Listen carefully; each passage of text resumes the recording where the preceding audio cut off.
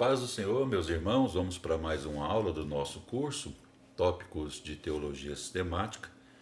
Estamos falando sobre pneumatologia, a doutrina do Espírito Santo, e hoje vamos falar sobre os dons de manifestação do Espírito Santo. Nós vamos falar sobre esse tema nessa aula e na aula seguinte.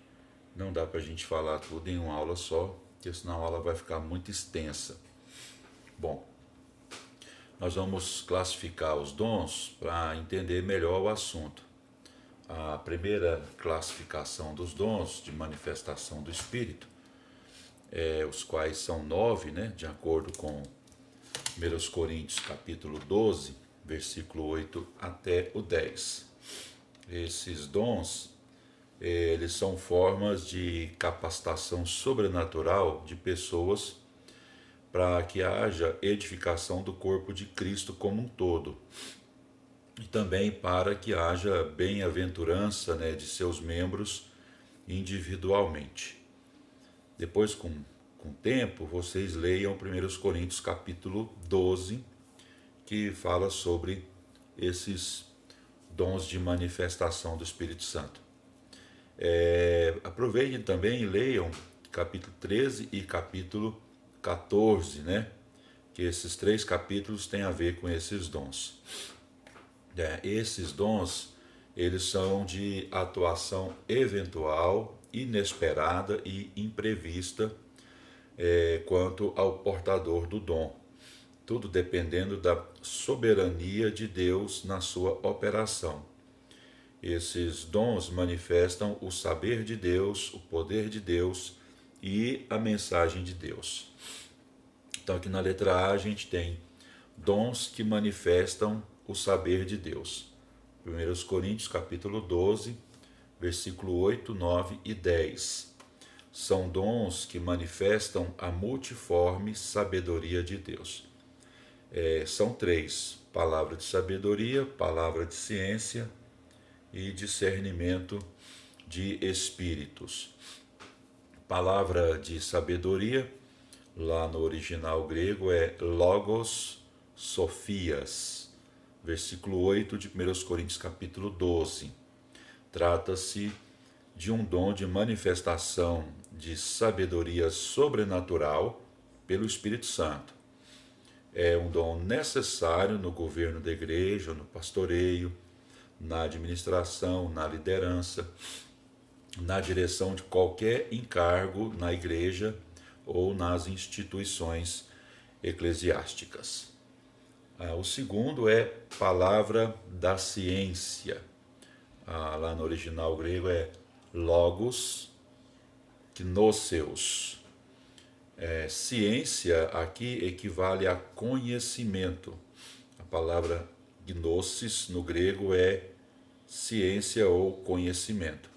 É um dom de manifestação de conhecimento sobrenatural pelo Espírito Santo acerca de fatos, de causas, de ensinamentos, de ensinadores, etc. O terceiro, discernimento de espíritos. Lá no grego é diakriseis pneumaton. É um dom de conhecimento e de revelação sobrenaturais pelo Espírito Santo. É um dom de proteção divina para não sermos enganados e prejudicados pelas hostes infernais e também pelos homens maus. Os líderes precisam muito, desse dom para não serem enganados dentro do exercício dos seus ministérios, dos seus respectivos ministérios. Vamos aqui para a letra B. Na letra B nós temos aqui, Deus concede dons que manifestam o poder de Deus. Versículo 9 e 10 de 1 Coríntios capítulo 12. Esses dons manifestam o poder dinâmico de Deus. Eles são 3: fé, dons de curar e operações de maravilhas.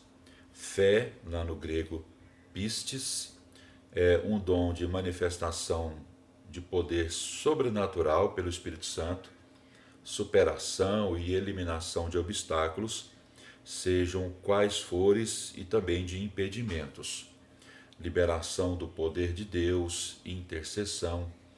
Aqui não é a fé salvífica, de acordo com Efésios 2:8. Ou também não é a fé como fruto de espírito, ou fruto do espírito, conforme Gálatas 5, versículo 22. Ou também não é fé no sentido de corpo de doutrinas bíblicas, de acordo com Gálatas 1:23. E também não é fé no sentido de aquele aspecto, né, espiritual da vida cristã que o apóstolo Paulo fala em 2 Coríntios 13:5. Aqui é uma fé especial, uma fé miraculosa. Esse dom, ele também opera em conjunto com outros dons. Nós temos aqui dons de curar, harismata yamaton, lá no grego, ou dons de curas. Esse dom é multiforme na sua constituição e também na sua operação. É uma sublime mensagem para os enfermos, não importando a doença deles. São dons de manifestação de poder sobrenatural do Espírito Santo dado a uma pessoa para a cura de enfermidades do corpo, da alma e também do espírito. Esses dons de curas, né, operam de várias maneiras, através da palavra, através de outro dom, uma palavra de ordem, um olhar, um gesto, as mãos, né? Então, os dons de curar ou os dons de curas abrange o ser humano em sua totalidade. Aqui nós temos também operações de maravilhas. Lá no grego é energemata dynameon. São operações de milagres extraordinários, surpreendentes, para despertar e converter os incrédulos. Vamos aqui para a terceira, né, classificação aqui dos dons de manifestações do Espírito, que é os dons que manifestam a mensagem de Deus. Esses dons são classificados em profecia, variedade de línguas e interpretação de línguas. Bom, profecia, profeteia, lá no grego, é um dom de manifestação sobrenatural de mensagem verbal pelo Espírito, para edificação, exortação e consolação do povo de Deus, conforme 1 Coríntios, capítulo 14, versículo 3. É um dom necessário a todos os que ministram a palavra. O grau da profecia na igreja hoje não é o mesmo da profecia da escritura bíblica, que é infalível. A profecia bíblica, ela é infalível, ela é inspirada por Deus, portanto, canonizada. A profecia, que o apóstolo Paulo a classifica como um dom da manifestação da mensagem de Deus, o apóstolo Paulo instrui que ela deve ser julgada. Por quê? Porque ela pode estar sujeita a falhas por parte do profeta, conforme está em 1 Coríntios, capítulo 14, versículo 29. Bom, variedade de línguas. Lá no grego, heterogene glosson. É um dom de expressão plural, como indica o seu título. Nem todos os crentes batizados com o Espírito Santo recebem esse dom de variedade de línguas. No batismo com o Espírito Santo, que tem como evidência física inicial o falar noutras línguas, mas pode ser que o crente fale apenas no dia em que foi batizado com o Espírito Santo. Então ele deve buscar o dom de variedade de línguas. Então, as mensagens em línguas, mediante esse dom, para que haja edificação na igreja, é bom que haja interpretação. É onde então enquadra-se aqui o terceiro, né? que é o de interpretação de línguas. Em grego é hermeneia glosson. É um dom de manifestação de mensagem verbal sobrenatural pelo Espírito Santo. Não se trata de tradução de línguas. A tradução tem a ver com o sentido, né, das palavras em si. Esse dom é um dom de interpretação de línguas que tem a ver com a interpretação da mensagem. Bom, vamos aqui para os dons de ministérios práticos. Esses dons são administrações de serviços práticos, individuais e em grupo. O apóstolo Paulo fala sobre eles em Romanos capítulo 12, versículos 6 até o 8, e 1 Coríntios capítulo 12, versículo 28 até o 30. Nessas passagens eles aparecem juntamente com os demais dons espirituais e sob o mesmo título original, charismata, dons de graça, ou presentes da graça. São dons de ministração residentes no portador, pela natureza de sua finalidade, junto às pessoas ou grupos, assistência, serviço, socorro, auxílio, amparo, provisão. São dons residentes nos seus portadores pela natureza e objetivos de sua ação. Esses dons têm sido muito pouco estudados na igreja. É necessário então nós retomarmos, né, o estudo desses dons e enfatizarmos esses dons para que haja plena atividade dos ministérios práticos na igreja. Vamos aqui então para o primeiro, né, que é ministério. Lá no grego é diaconia, que tem a ver com serviço. Ministério, serviço. É administração, servir, prestar serviço material e espiritual, sem primeiro esperar recompensa, reconhecimento, retribuição, remuneração, com motivação e capacitação mediante esse dom. É servir, né, capacitado sobrenaturalmente pelo Espírito Santo. Ensinar. O termo grego é didasco, ensinar. Ensinar no sentido didático, como deixa claro a expressão grega, né? Lá no original, didasco. O dom espiritual de ensinar, tanto na teoria como na prática, é ensinar fazendo, ensinar a fazer, ensinar a entender, treinar os outros. Educar no sentido técnico da palavra. Não confundir com o ministério do ensino, que tem a ver com os ministros do Evangelho, segundo está escrito em Efésios capítulo 4, versículo 11, que é o dom ministerial de mestre, né?